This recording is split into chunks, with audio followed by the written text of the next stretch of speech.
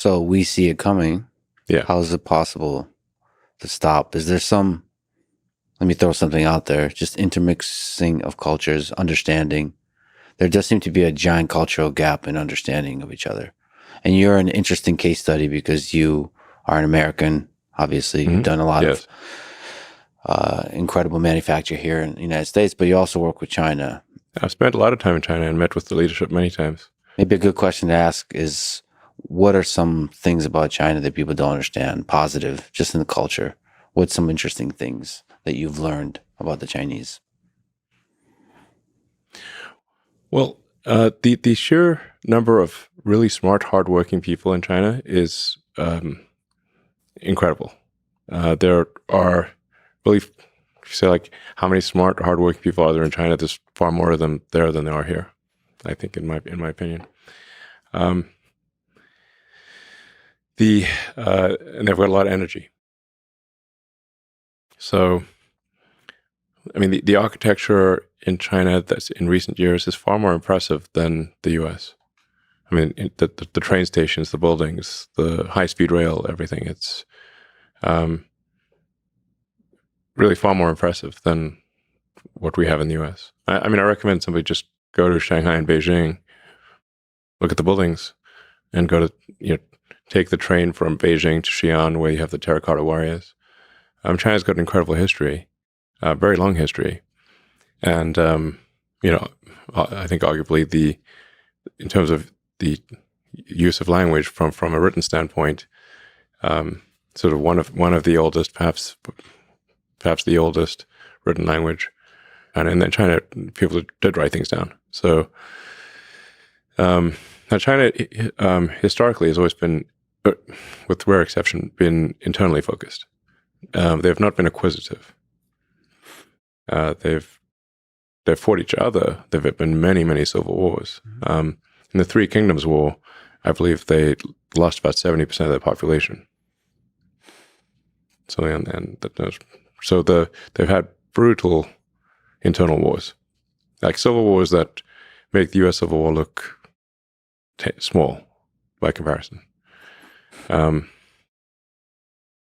So I think it's important to appreciate that China is not monolithic. We sort of think of like China as a sort of one entity of one mind, and this is definitely not the case. From what I've seen, and I think most people who understand China would agree, that people in China think about China 10 times more than they think about anything outside of China. So it's like 90% of their consideration is internal. Well, isn't that a really positive thing when you're talking about the collaboration and a future peace between superpowers? When you're inward facing, which is like focusing on improving yourself versus focusing on, quote unquote, improving others through military might. The good news, the history of China suggests that China is not acquisitive, meaning they're not going to go out and invade a whole bunch of countries. Now, they do feel very strongly. So that's good. I mean, because a lot of very powerful countries have been acquisitive. The U.S. is also one of the rare cases that has not been acquisitive.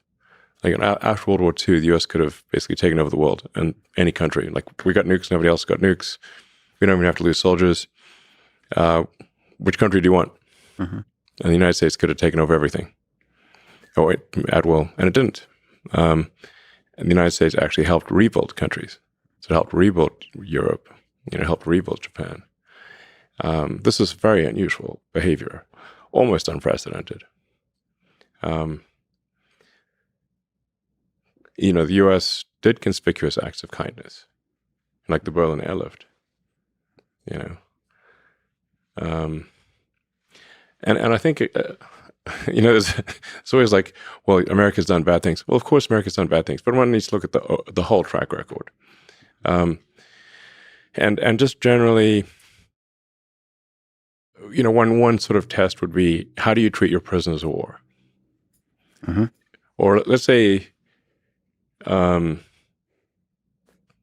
offense to the Russians, but let's say you're in Germany. It's 1945.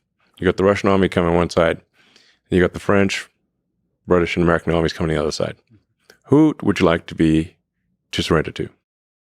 like no country is like morally perfect, but I recommend being a POW with the Americans. That would be my choice very strongly.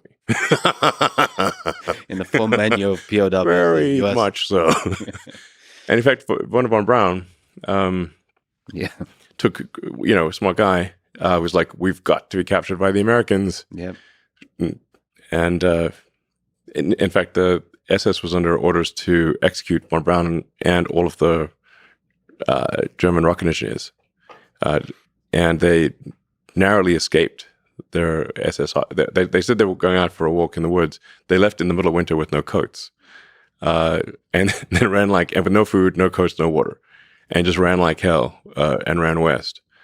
And by sheer luck, I think his brother found like a bicycle or something, and then just cycled west as fast as he could and found a U.S. patrol. So anyway, that's one way you can tell morality is where do you want to be a POW? It's not fun anywhere, but some places are much worse than others. So anyway, so I think America has been, while far from perfect, generally a benevolent force. And we should always be self-critical and we try to be better. But anyone with half a brain knows that. So I think there are, in this way, China and the United States are similar. Neither country has been acquisitive in a significant way. So that's like a shared principle, I guess.